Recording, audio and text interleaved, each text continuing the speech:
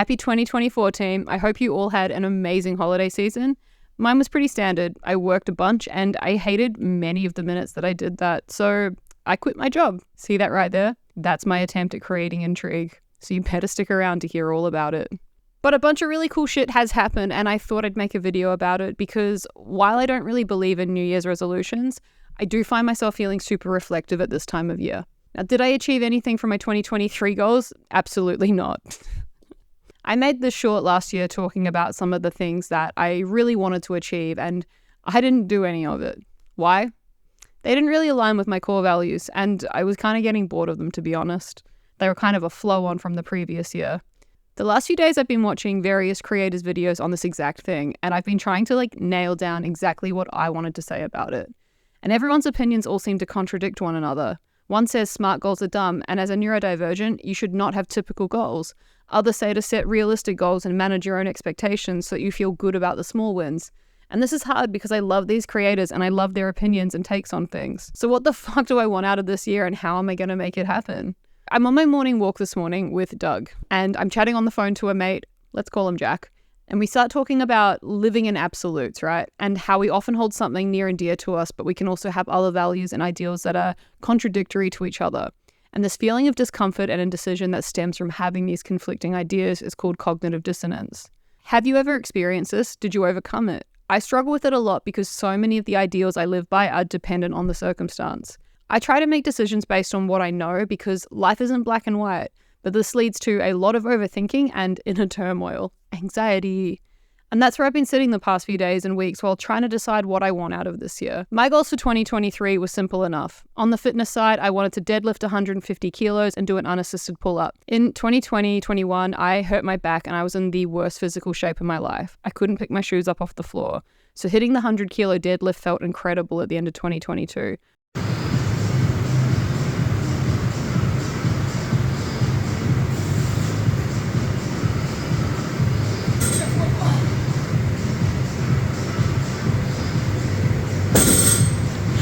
Nice, dude. But my priorities changed last year and I grew bored of the gym.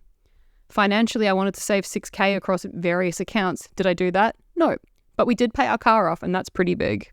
Loving rhetorical questions, so here's another one for you. Did I stop people pleasing and over-apologizing? Nah, I actually didn't do that either. Another big but though, I now recognize when I'm doing it and I'll verbally pull myself up on it while it happens. Still a ways to go, but I'm kind of stoked that I'll sometimes revoke an apology mid-sentence. Now, Tennille in 2023, who wrote down our goals, must have been angry because there's a lot of emphasis on there to get the fuck out of her retail job, or at the very least go part-time and pursue creative endeavors. And you know what? She fucking did that one. What'd you do today, bub? I finished my job. JB Hi-Fi. How long were you there for? 6 fucking years. This is my celebratory champagne. Champagne? Champagne. Sparkling wine. Woo! Oh no. Woo!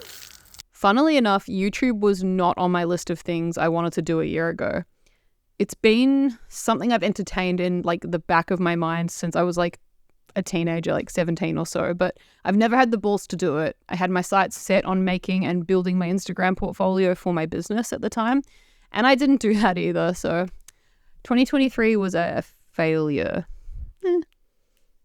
In April, I got called out on a YouTube comment from previous years that I hadn't posted anything despite having made all these plans to start my YouTube channel, and that fueled my hate fire. So I low-key started making a video out of spite, and here we are, 8 months later, that fire's still burning. Honestly, I'll do so much out of sheer spite. It gave me direction and an excitement I hadn't had for a very long time. A month or so later, I went part-time at my job at JB Hi-Fi. I dropped back to 30 hours so I could spend an extra day a week creating content for here. That was such a big step for me because I'd waited years for so many different things to align so that I could afford to make this happen. And I'd put it off every year thinking I couldn't financially afford it, but my situation wasn't improving fast enough. So we bit the bullet and mentally I've been so much better off.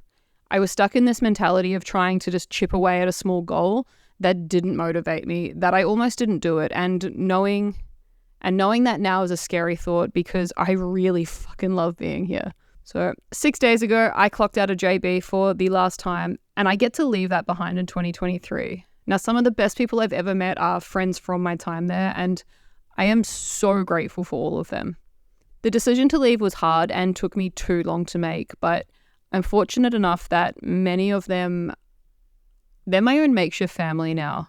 It's like a Vin Diesel family meme in there somewhere, and they can't get rid of me. I'd been there for 6 years, and it was supposed to be a temp job while I built a videography business after moving to Melbourne. The goals keep changing as I grow and learn more about myself and what I want out of life. There was a lot of discomfort for me in knowing that I thrive in situations with genuine interaction and and like helping people solve their problems, while I was simultaneously working in a role that prioritizes sales figures and targets that don't really make sense or complement my skill sets. So I start my new job next week and I get to keep working 30 hours, so I've got time for creation. And I also get to work in an industry that I'm excited about.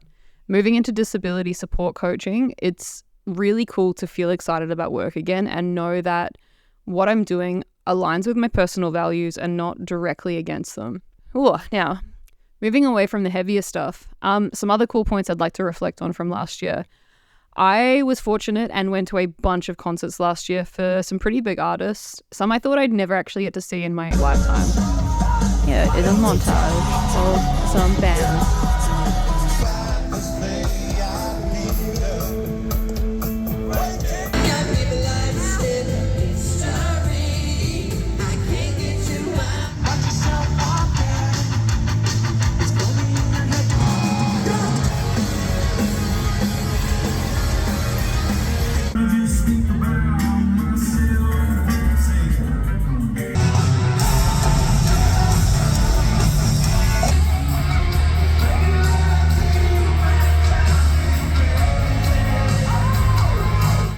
It was such a cool experience, but one I want to make note of was going to 2 of them alone. A couple of my other friends had been encouraging me to go to a show alone if I didn't know anyone who would want to go to it, like they weren't into the same music and just weren't interested in spending money on it. My tiny brain couldn't fathom that because surely people don't just go to concerts alone, right? One early February lunchtime, I was feeling kind of brave and I booked a general admission ticket to Måneskin for early November, and I was mildly terrified until I hopped on the train and just went for it. I had the best fucking time.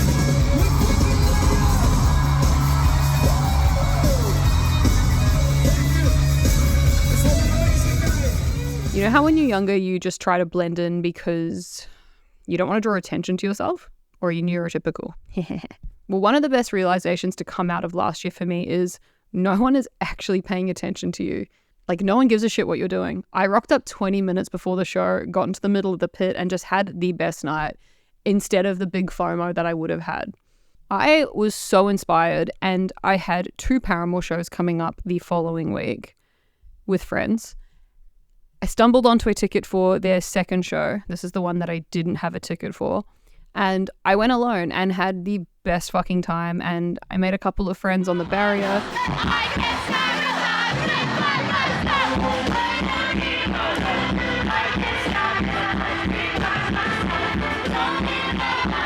Who screamed alongside me, gave me huge hugs while I bawled my eyes out to Hayley Williams singing Last Hope, my sad song.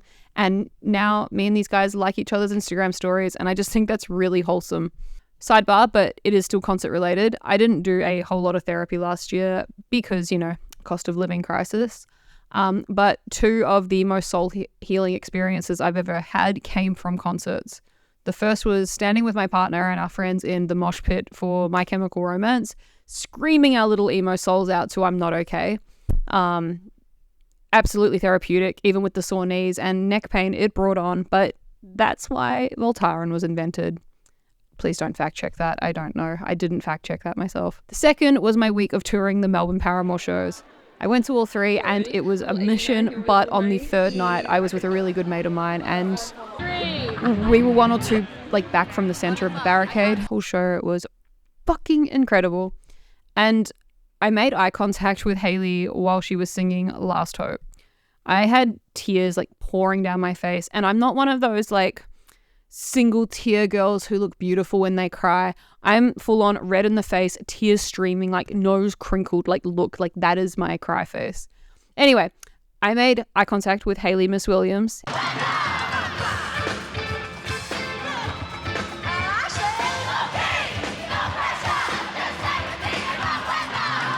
And she just stared into my soul with the saddest expression in her eyes and like the smallest of smiles while I just cried and screamed the words back at her. And I've never felt so understood in my entire life. She knew what was up. And it gives me chills thinking about it still. It was one of the best weeks of my life, and I smile like an idiot every time I catch myself thinking about it. So I guess I should talk about my goals for this year and what I'm doing. So I did this exercise at the start of the week. I went and purchased what I thought was going to be a bullet journal. It wasn't. It was fucking lined and not dotted. And I'd seen like all of these cute TikToks of everyone's bullet journals for 2024, and it was all beautifully like hand drawn and these like color coded little pixel things. Anyway, once I was done being mad about it, I sat down and I did Ali Abdul's exercise about seeing how aligned I felt with areas of my life. And I like this, especially as I write this, as I had no idea I was going to shoot this video. I just woke up really pumped today and wanted to make this.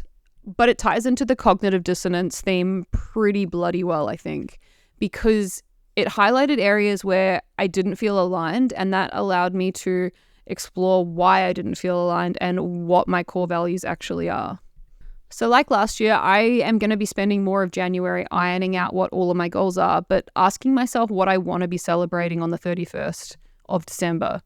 And on that day, I want to be celebrating hitting 5K subs on YouTube. I want to save 10K and pay off the last bit of debt we have. I want to intentionally work out 152 times this year. That's 3 times per week. I want to move with intention for 30 minutes every day because it makes me feel good.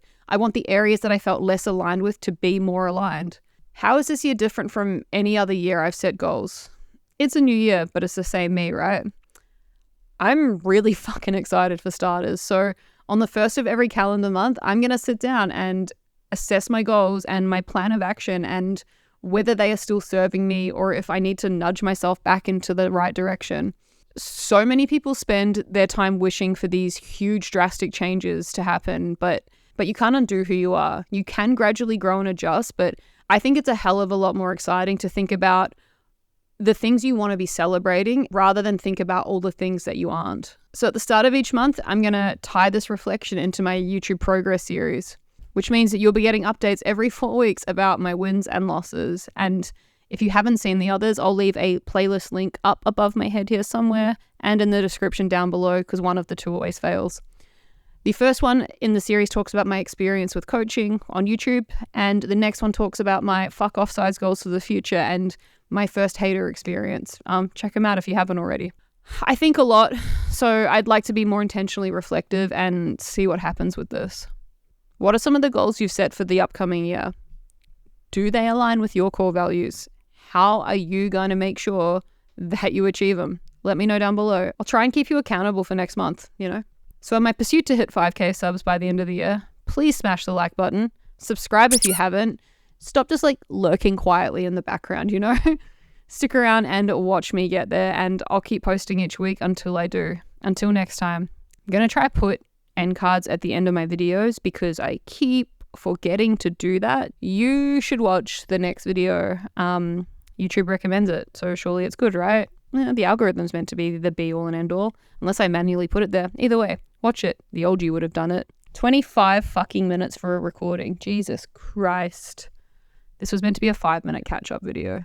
It's going to take me days to edit. Cool.